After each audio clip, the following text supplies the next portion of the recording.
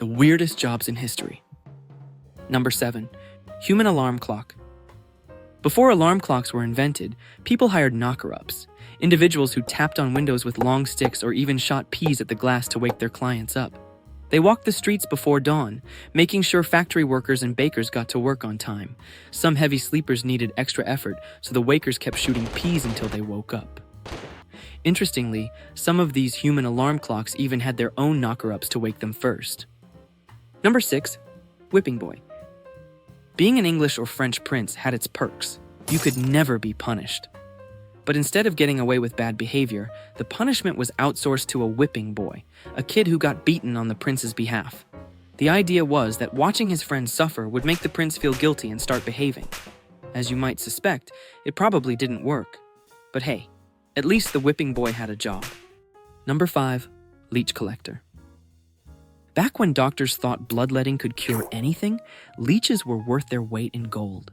That's where leech collectors came in. These guys made a living by walking into swamps and letting the little bloodsuckers latch onto their legs. Once they had gathered enough passengers, they'd carefully peel them off and sell them to doctors for medical treatments. It was like fishing, except you were the bait. Number 4. Imperial human chess piece.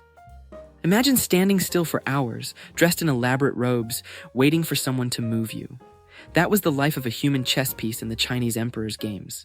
No talking, no sitting, just standing there, hoping the emperor wouldn't take too long to make his next move. And if you got captured, well, that's when your acting skills kicked in. You had to collapse on the spot, dramatically pretend to die, and then lie there like a defeated pawn while the game carried on. Number 3. Resurrectionist. Back in the 18th and 19th centuries, medical schools needed dead bodies for dissection, but there weren't enough legal ones to go around.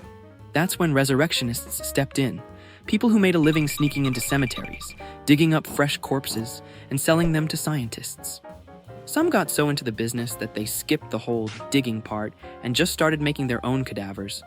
Looking at you, Burke and Hare. Number 2. Professional mourner. Back in the past, funerals weren't just about saying goodbye. They were mostly about the drama. That's why families actually hired trained professionals to cry at funerals. The more intense the performance, the more it emphasized the significance of the loss. These experts could wail on demand, throw themselves on the ground, and even rip their clothes for extra flair. Nothing says they'll be missed like a bunch of strangers bawling on cue, right? Number 1. Groom of the stool.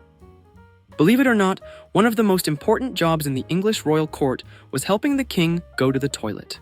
The groom of the stool didn't just assist with the process, he also wiped the king and kept track of his bathroom habits. The weirdest part? This wasn't some bottom-of-the-barrel servant job. It was actually a super prestigious position, giving the king's personal butt wiper serious political power.